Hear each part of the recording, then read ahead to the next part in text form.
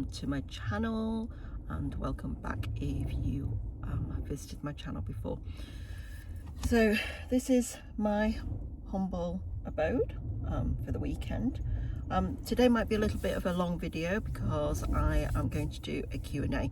So I am part of a couple of groups on Facebook, kind of they're outdoors type group, but then there's also a specific group for car camping as well and van lifing. So, and I've noticed quite a lot of questions being asked.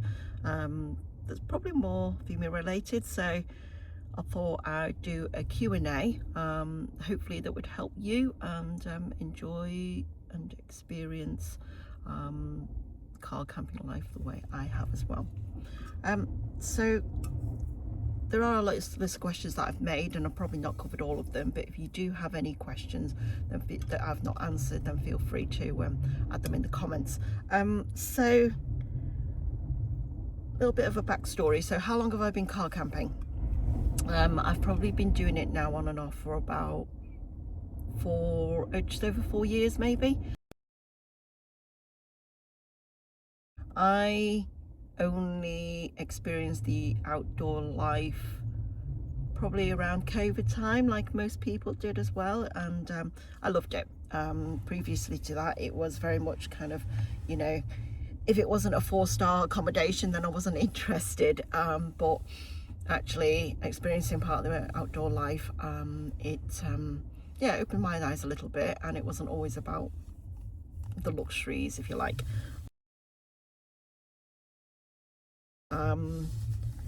So this is my setup, which I'll link into the video, and this is the most effective setup for me.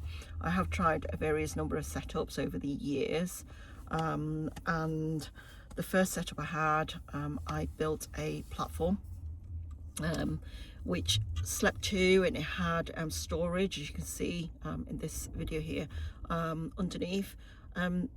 The problem with that is that my vehicle, the back seats, or the seats don't fold down completely flat, so I had to build a platform to kind of level everything out. The problem with that is that I lost probably about, I don't know, 20-30 centimeters of head space, and whilst I slept in kind of comfortably, and my partner is 6 foot what, he was also able to, you know, kind of sleep in there and stretch his legs out. The problem I had with that was that I felt a little bit restricted. There wasn't a lot of head space, and I found that quite uncomfortable for me, almost to the point of claustrophobic, if you like. So yeah, so my setup has probably evolved over the years to the current setup now. We do have a van as well, so when I'm out with my partner and my dog Daisy, we tend to take the van out, but if I'm going out on my own, I do prefer the car. Oh my god, I've got stain on my jumper, sorry about that. Okay, I'm camping, I'm on my own. So yeah, but you know, when I'm out on my own, I do prefer my car camping setup. I feel it's very cozy, and it's kind of like my little space, and yeah, it's quite comfortable. So what got me into car camping? So when I got into the outdoor life, I started watching YouTube videos, and I came across I'm going to mention 4 YouTubers that really got me into the thinking of the car camping setup. So there was Wondering Where. I'll put them links in of their channels, because I do feel that they deserve the credit. So there's Wondering Where, there is Brandon Explores, I think. Then there's a couple of Korean outdoorsy YouTubers as well. So one's called JoJo Camping, and then another one's called Rerang on Air, I think. Like I said, I'll put the details in the links. And they had this fabulous kind of setup where, you know, they'll just chuck everything in the car, and yeah, and sleep in there, stay overnight there, cook in the car, and slept in it. And to me, it just made sense, because, you know, when weather like this, so at the moment it is, where are we? We're in December. in England, and it's a bit crappy weather, to be honest with you. I mean, I've got the boot closed at the moment, but if I had it open, you'll be able to hear the wind, and it's just started to rain. And you know, sleeping in a tent and then having to pack that away and everything like that, you know, has its benefits, and it is nice to some degree, and very exposed, I suppose. It just made sense for me that this, you know, you've got this hard, solid shell that you could comfortably sleep in and just pack away without having to, well, just closing the boot essentially, and not having to kind of, you know, fold things up and then pack soggy stuff and then unpacking it all and so on and so forth. So to me, car camping made absolute sense, and the idea of it just really appealed to me. So that's when I started to look into kind of, you know, well, how can I, you know, set this up, basically set my car up to do car camping and then still experience the outdoor life, if you like. So yeah, so that's what got me into car camping, I guess. Yeah. So my first car camping experience was in Wales with a bunch of friends, actually. So they created an event where we all got together, and I took my car out, set up for car camping. So this is where I had the huge platform, little headspace, but I did actually still enjoy it. I had a pull-out table that I could cook outside underneath the hood.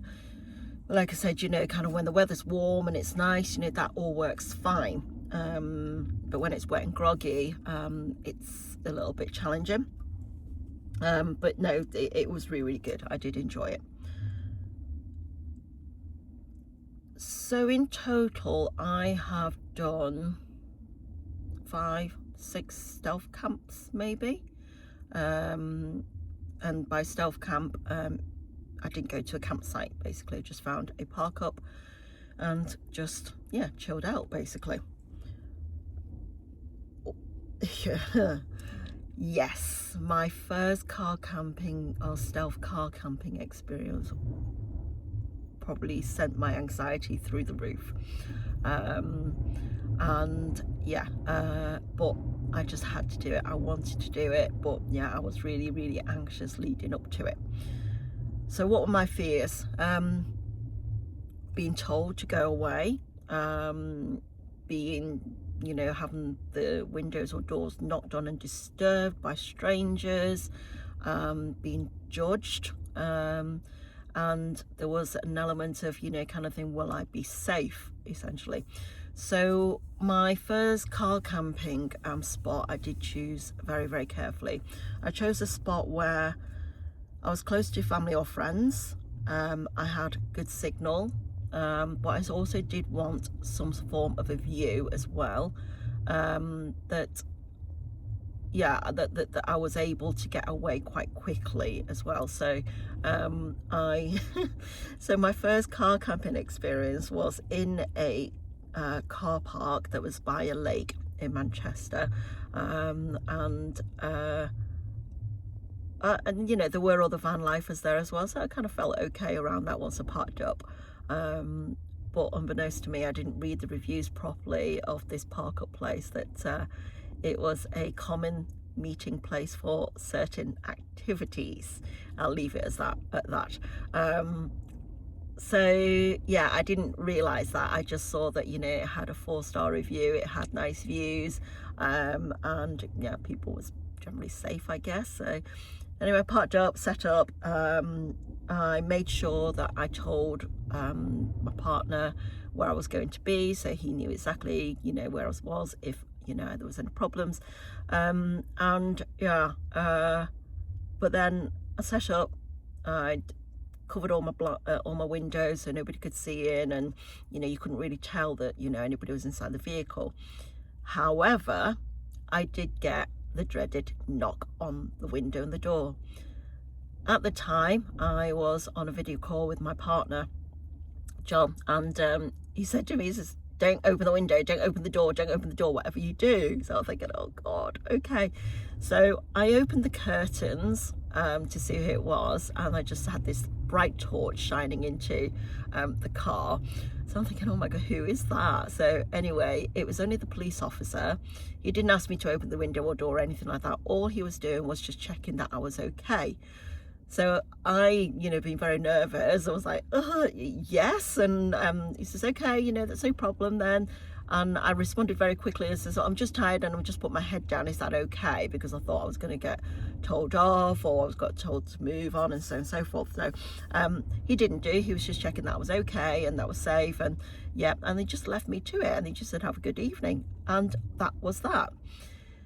And then in the morning when I woke up, I had the boot open and I was making myself a coffee, and that location was also a meeting point for Park Run as well. So there was a huge number of people that was passing by, parked up. This car park became really, really busy in the morning, and I had the boot open. I'm thinking, oh God, people are going to start wondering what I'm doing. But actually nobody gave a shit. They said good morning and then just went their merry way, or they just minded their own business. So so that was the fear over. And yeah, after that, once I got over the first stealth car camping, if you like, everything just felt fine. All the anxiety just went away, basically. How did I overcome the anxiety in the end was I did prepare. So, even though I was still anxious, kind of parking up and so on and so forth and going to this spot, I said to myself, right, as long as you prepared yourself, then there's no reason why, you should be anxious. So things that I made sure was to, kind of make sure your car is locked. So I have to click twice to make sure that I don't set off the internal movement alarm, I think it's called, but it is locked then. So I press the fob twice and it locks the car, but it doesn't trigger the sensor, the movement sensor, if you like. And then what else? So I always made sure my car key was close by and was easily accessible, so I'd hang it up on one of these hooks, on these coat hanger hooks, if you like, so I could always see it. And then what else? I parked up in a place where I knew that I could get away. I made sure that the driver's seat was always cleared. So at the moment, because I'm at a campsite, it's full of stuff, so I've just pushed everything there. But when I'm self camping, I made sure that I was able to get into the front seat and get away quickly if I needed to, if I didn't feel comfortable or anything like that. But yeah, I just said to myself, what's the worst that can happen? You get told to move, you get told to go away, that you get told that you're not allowed to stay there.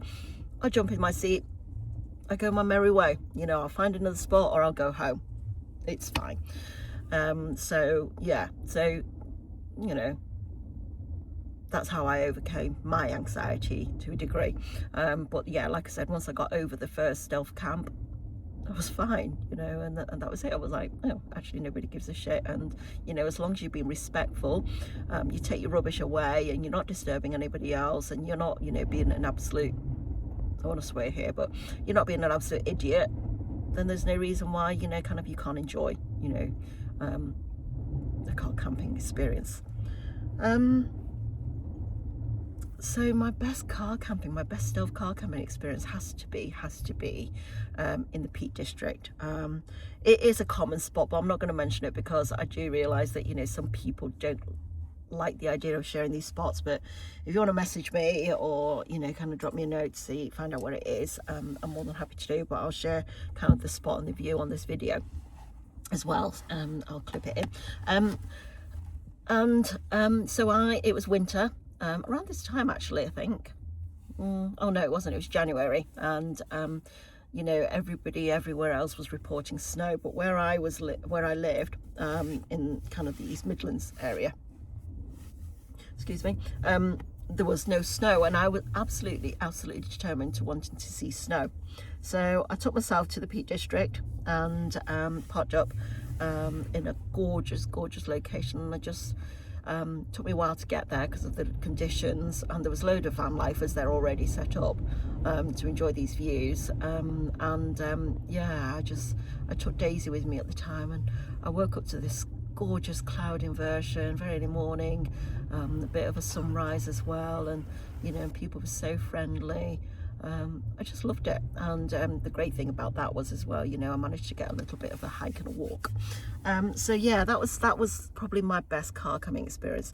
It was cold though. It was something like -5 degrees, so thankfully I layered up. I don't have a heater set up or anything, although it is something I'll probably look into in the foreseeable future. But I've just wrapped up really warm, lots of layers of fleeces and blankets, and both Daisy and I were really cozy actually.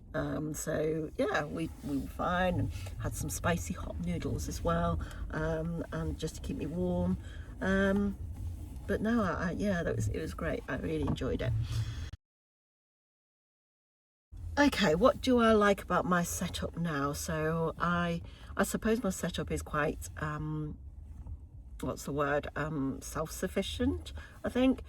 So I have a sink, I have a tap, I have everything I need really, so I can cook on this little unit, and I have all the equipment inside this portable kitchen, and a table set up that I can actually put on kind of attached to my unit on the outside, that I can cook outside if I need to, if the weather's nice. And yeah, it's just cozy. It's just cozy. I feel a little bit more organized now as well. I have been told that previously my setup was a little bit like the back of a dump truck. I thought charming, but hey, do you know what? I do these channels and I'm bound to get some sort of backlash or something anyway, so I don't care. It's my haven, it's my setup, it's my sanctuary. I enjoy it. But yeah, so what do I enjoy? Yeah, I love my setup at the moment. So my car is used as a family vehicle as well, so I do need it to keep it as a family vehicle, if you like. So it gets used on a daily basis. So what I didn't want is a permanent boot jump that kind of goes into the back and so forth, and fixed in anyway. So that's why I wanted something that's like kind of a portable setup and a kitchen. So I created this storage box, used this shoe storage box and adapted it to have a sink and a tap, a small grey water box as well, if I was anywhere that I couldn't kind of get rid of the water, and yeah, it's got all my cooking equipment in there. It's got my washing facilities. It's got it's got everything that I need. The great thing about my portable kitchen as well, we've used it in our van as well. So while we are converting the van, it's not completed just yet, we've been going on trips using this portable kitchen. It's sturdy enough, but it's also light enough to carry it out of the car quite easily, and and into our van to use as well. It's been really handy, and if I don't want to take it inside, then I just switch it around and just leave it in the boot. So that's what I like about my setup. It is really flexible, it's really adaptable, and I've got plenty of storage space. I probably don't need half the shit that I need, but it's also comforting to know that I have got it if I do need it. So that's my setup, and my curtains are fixed in to a certain degree. I'm using flexible flexible curtain tracks. So I didn't really want to put really anything permanent or in my car in terms of drilling things and stuff like that. I have drilled a couple of holes in my car, but it's really more to kind of fix these curtain tracks so it doesn't kind of flop down, but they're not major, if you like, and I've not put any holes or anything like that in the lining. From the group as well, somebody recommended using these upholstery tacks, and they have been a godsend. So to hold up my lights and everything like that, so they don't flop around, and they cause very little damage. The problem I've got with my vehicle is that it's not I don't have kind of a lot of exposed metal for me to use magnets to kind of just tack things on, if you like. So I've had to use quite a lot of clips or hooks and things like that to help me you know, hang certain things up. But you know, if I did have magnets, then it would have been easier in terms of kind of putting maybe the car window covers in or curtains in and things like that. But I don't have, you know, like I said, I don't have a lot of exposed metal that, you know, I can do that. So yeah, so that is my current setup, and that's what I like about it. A lot of things do stay in the car and in the vehicle, but it can be easily tidied away if you like. So, you know, my curtains just kind of, you know, pull to one side and I can just fold it up. These curtains just, you know, I just tighten it up so it doesn't obscure my view when I'm driving, and I just kind of tuck it into here. Like I said, my portable kitchen, you know, if I do need to use the vehicle to carry other passengers or the family, then, you know, I just move it around and it just sits in the boot really, really nicely. And then I've got my mattress, which is fold away. At the moment, I've got it all folded up at the moment, so that, but it's ready and made. So all I need to do is just then unfold everything, and then I'm ready to tuck in and have a nice night. So that's my setup, and you know, kind of I've got like little lights as well, like this one. I think its battery's died actually. Oh, there you go. Got this light, you know, that again just hooks into the trim, so the trims are being maximized a lot around in this car, mainly to kind of, you know, to tuck the curtain track in, and hooks to put these curtains in as well, so they go in quite nicely and they hold it up, and yeah, all the bits as well. So yeah, so that's my current setup, and that's what I like about it.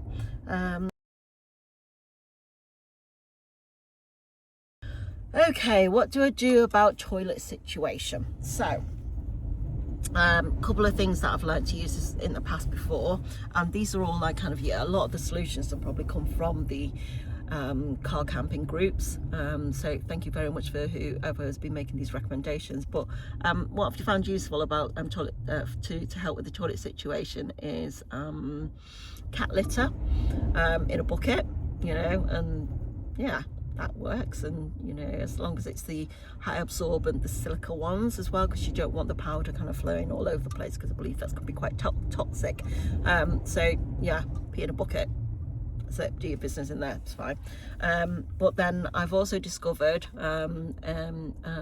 female adapted urinals as well. So I'm probably sharing a little bit too much information here, but the those urinals were a little bit hard to get used to, because the first time I tried it at home, obviously, just to make sure it was like kind of safe and everything like that. I think mentally it just wasn't working for me. So, but then, you know, you make it work, so and that's become very, very useful. So yeah, you just literally kind of squat and pee basically. So, and for ladies out there, what I found really, really useful as well, yeah, sorry, apart from kind of using the pee in the bucket and the urinals as well, and water the bushes, you know, go for a wild wee. Nobody's going to care if you're out in the wild and camping and stuff like that. So you know, when you're you're not going to be alone.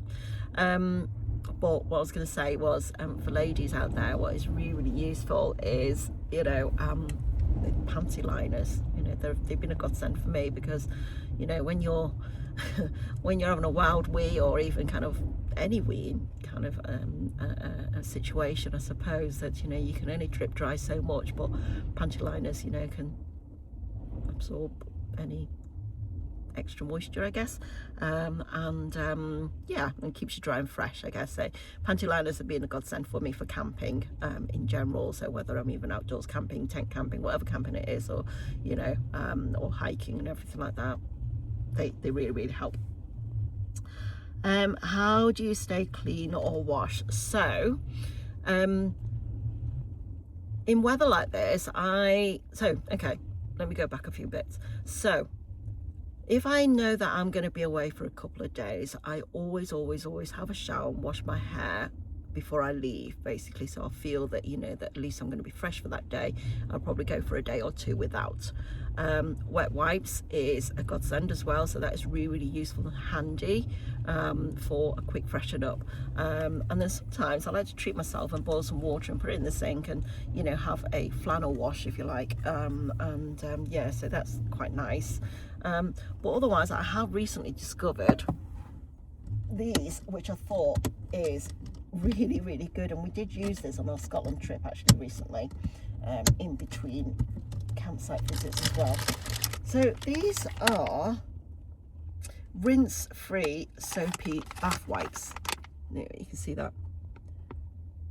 And basically what you do is you just add a little bit of water to it, and it foams up really, really nicely. So it gets really, really soapy and foamy and lather, and you just lather around all over yourself, and then you just wipe your towel dry. And I've tried these, and they don't leave you with that kind of soapy, sticky feeling or anything like that. And yeah, it takes no time at all. And they come in like kind of, let me show you now. Yeah, so quite a decent sheet like this, and literally you just wet it, rub it until it lathers, and then you just clean yourself basically.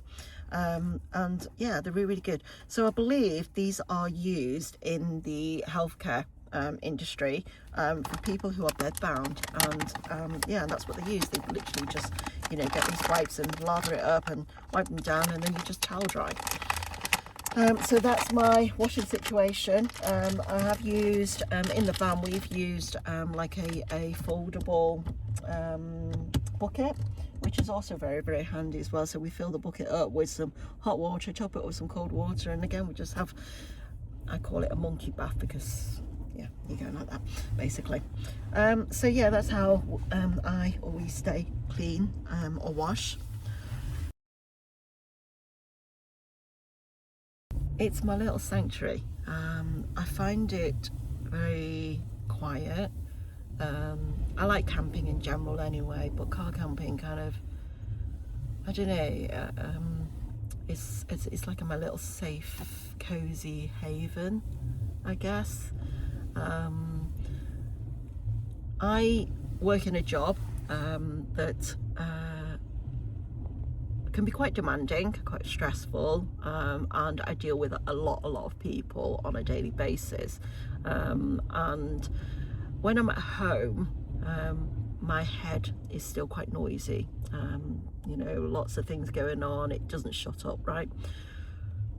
But when I find I get out into the outdoors, kind of even now when I just listen to the wind and the rain and, you know, just looking at this view, that's the only time that I find that, you know, my head actually shuts up.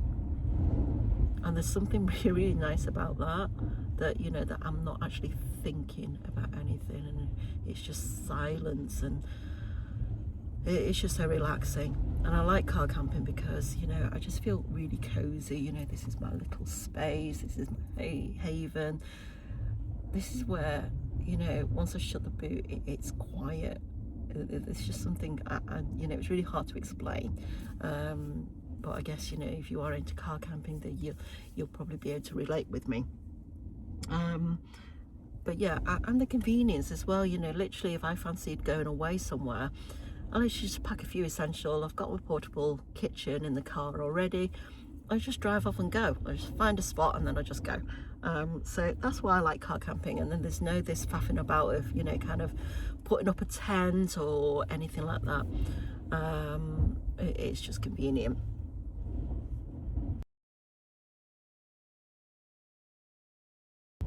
So, toilet tissue, my CO2 detector, which, that's what fell off. Okay. So yeah, I've got a CO2 detector, so make sure I have that in the car, because sometimes, you know, well, you know, you hear some horror stories as well. And sometimes, you know, whilst I've got everything ventilated, I've got the front windows opened, you know, you can't be too careful, especially if I'm going to be cooking inside as well. So I've got CO2 detector, toilet tissue, coffee, water, what else? And obviously, you know, your sleep system, I guess. yeah, so those are my essentials, I guess, that, you know, I would recommend that you would need. I'm trying to think, what else is there? Water, yeah, that's it. And cooking system, obviously, because you need to eat. Although saying that, though, you know, you can also buy, you know, convenient foods just to, you know, to eat. You don't have to have hot meals, or you don't have to cook, and, you know, and they are just as good, and I have done that before in the past.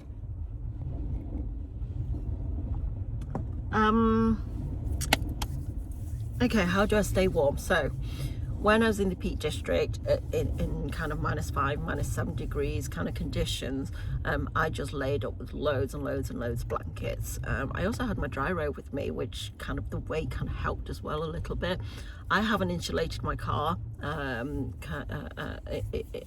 in any, you know, extra or anything like that. It is as it is, and it does get a little bit drafty. So, but I always wear kind of a woolly hat as well when I go to sleep, because where I do sleep on that end, that is also closest to where the windows are open at the front as well. So, and I believe heat escapes out of your head the most. So that's why I wear a woolly hat. And I don't actually wear, in terms of clothing wise, that many layers, because I believe that's where you're going to get most of the effective warmth from, is from your body heat, and then, you know, kind of circulating, so it's not contained, if you like. And I don't know if that makes sense, but you'd be warmer if you wear less layers underneath, but having more blankets over you. Again, through the group, so thank you very much for whoever recommended this, but I bought these kind of heating blankets. So they're not USB blankets, or they're not electric blankets or anything like that. They have a layer of kind of a insulating foil, I think, inside, but it doesn't wrinkle or anything like that. And they are huge, and I tried it at home, and it is so cozy. And I've actually bought 2 by accident. So anyway, I bought 2 and I've kept it, and I thought they'd be useful. So, well, I've got that, and yeah. I have a mattress, and I've got an extra fleece as well, and then on top of the mattress I have this kind of, you know, comforter, a mattress topper, which is it just makes it a little bit more special and more comfortable to sleep on as well. So yeah, generally that's how I stay warm anyway. What items has I found useful? So my USB rechargeable tap is really useful, because it goes on forever, and it doesn't have to be fitted over a sink or anything like that. You just need to put it over a water bottle or any containers, and you can dispense the water. I just find it easier that I could just put it to one corner and just, you know, kind of, yeah, get water out without having to pour it or screw caps or anything like that. So that is one of my favorite buys. It just go on forever. My little cooking stove as well, my camping stove that folds away nicely and compact, is very sturdy, but if I don't use it in the car, or I can actually take it out of my unit and then put it into my rucksack and take it on a camping trip with me, on a hiking trip with me. What else have been useful? Obviously my shoe storage box has been one of my favorite buys as well. And yeah, I've got storage box, try and keep things organized and tidy. At the moment I'm loving green at the moment, so you can see I've got a green lamp, and then I've got a green storage unit. I will be changing my curtains at some point, so don't judge me, they are a little bit moldy, but I am going to change that into kind of green camping, green curtains. And then yeah, most of the stuff green. Oh, and also a little folding table from Ikea as well. It's been really useful, and I have adapted that so that I can use it outdoors as well, in the sense that I can hook it onto my portable unit, and I've attached like extending legs in it, so to kind of, you know, bring up there to give it the height as well. But if I don't use it outdoors, you know, I'm using it indoors as an additional kind of, you know, surface to eat off, if you like. So I'm trying to think what else as well. I have got a portable power unit, because I did have one previously, and then I left it in the car in the cold, and it just died, and I didn't recharge it. So, and I bought a new one. This is an all powers one. Oh, one mention as well. Thank you very much to Matt at oh my god, his YouTube channel, I'll put it in the link anyway. He's got a YouTube channel and he's got 10% discount code in his YouTube channel to buy All Power. So thank you very much, Matt. He is also a very, very good YouTuber to follow as well. He's been doing car camping for quite some time and is probably a little bit more experienced than me, so shout out to Matt. Yeah, he's been really good in kind of answering questions for me as well. So, you know, if I ever had anything that I'm stuck on, this is useful for certain things. So I'm going to try and cook using this tonight and a portable electric, low power, low wattage electric cooker. But yeah, I just think it is always useful to have as well, because I don't want to kill the battery of my car, which has happened to me before. So yeah, I'll come to that in a little bit.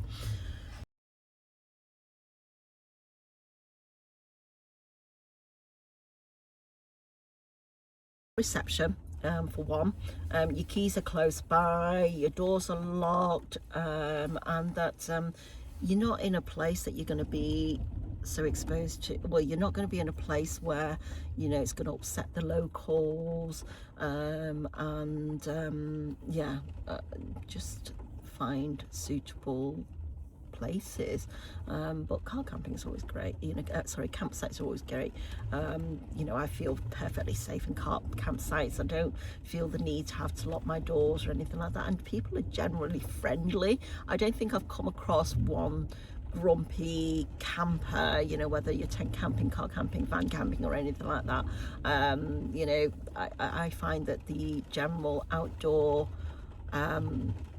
people are really, really friendly. So yeah, I've not had any problems when I go to campsites. But if you are self camping, you know, the main thing is to, you know, kind of assess the situation, make sure you've got your keys close by, that you're not in a situation that you can't just jump in the front seat and go, and yeah, keep your doors locked, really, I suppose. So I have a 2008 BMW X3. Now, I didn't choose this vehicle specifically for car camping. The reason I chose this vehicle was actually because prior to having this car, I had a sports car, a sports coupe, and my parents and elderly relatives were always bitching about getting into my car because it was very low seated, and they really struggled. And you know, mum, you know, always needed lists from me as well. And then also having experienced the outdoor life, I realized that I needed bigger space. So I thought, you know what, let's go for a SUV, you know, or a 4x4. Basically a 4x4 was definitely, you know, kind of neat. I wanted, that was definitely on the agenda, but I wanted an SUV. Would I choose this vehicle for car camping? No. It's worked for me, but there are, I think, better vehicles out there that's going to be more suitable for car camping. So Matt has got a combo van, I think it is. So like Berlingos are great, Kangos are great as well for car camping. It depends what you want. The XL Trail, Nissan XL Trail has been really good as well. So my partner had an old one previously, but those the seats folded really flat, and there was quite a lot of space in there, kind of once the seats folded flat.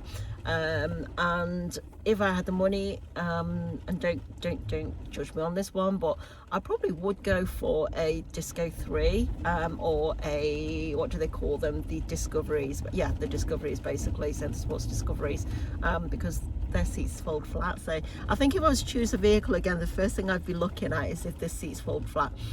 At the moment, what I've had to do, and you can see it there, I've had to take out the bench of the back passenger seats in order for me to have a flattish service, and then also give me this headroom as well. But do you know what, it's been a great vehicle. I do love it. You know, it's quite meaty in terms of kind of the power and everything like that as well, and yeah, it gives me the space. So I am comfortable in this car, and with it being a 4x4, it is really good in all sorts of conditions as well. so much so that there's been an instance where I've had to tow a couple of vehicles out from some icy conditions. So yeah, I do like it, but I don't think I would choose this car again if I was to kind of look at using it for car camping. What else? Okay, how do I find car camping spots? So there are a couple of options that you can find car camping spots. So there is Park for Night, an app called Park for Night, and do read the reviews, because you know, people who have visited these parking spots, you know, are really good at sharing their experiences as well. Google Maps as well, are really useful, and then yeah, some oh, there's Brit Stops as well that you pay. I think it's like £10 per year, and there's a lot of pubs that will allow you to actually park in their car park and stop overnight and stay overnight in your car or your van or vehicle. Most places will require you to either buy a drink or, you know, a meal in there, and that's it, or some places will charge.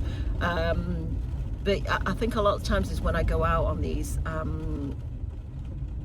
trips, I scout them as well. I'll notice, you know, I'll see, oh, parking spot there, you know, that would be a make a good one, or you know, that would be a good option, so I'll make a mental note and try and mark it on the map as well. So, and yeah, and being with groups as well really helps. So but Park for Night is generally the main one that I go to.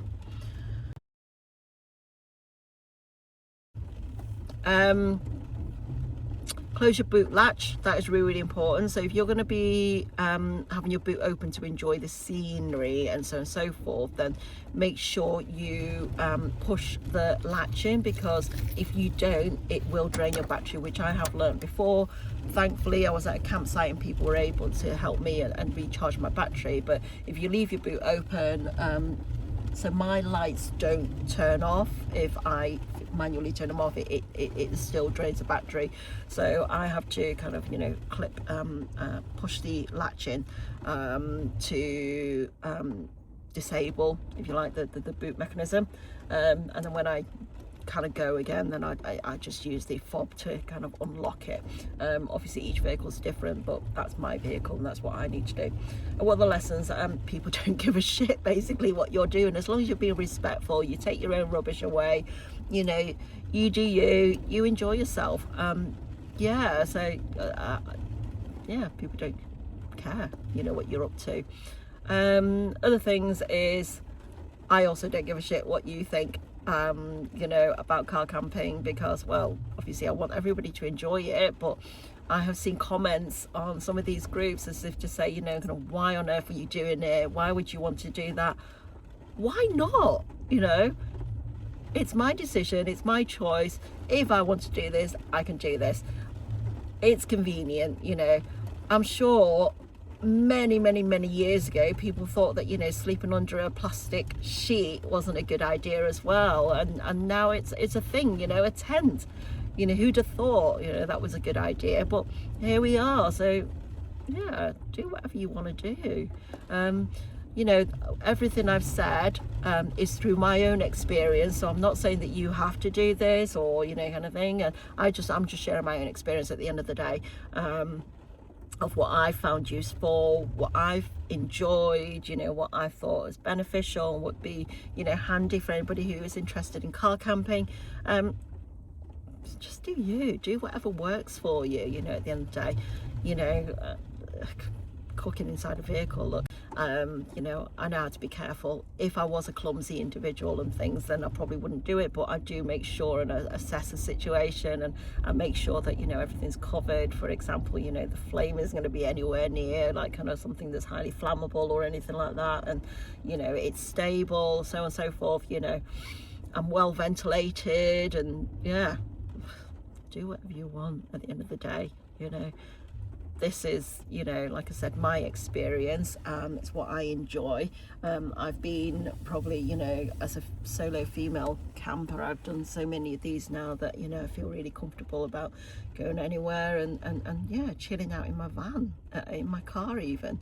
But I am fortunate that, you know, that we do have a van as well, that for bigger and longer trips, then yeah, we've got that to use.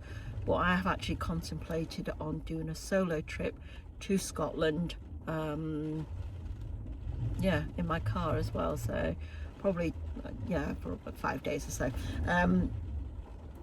But yeah, the other reason that I do enjoy car camping as well is that I'm at that age now where I can be a right miserable bitch, right? And I can be grumpy, and I'm not a nice person to be around. And so I find that I use these opportunities to take myself away, to reset, I think.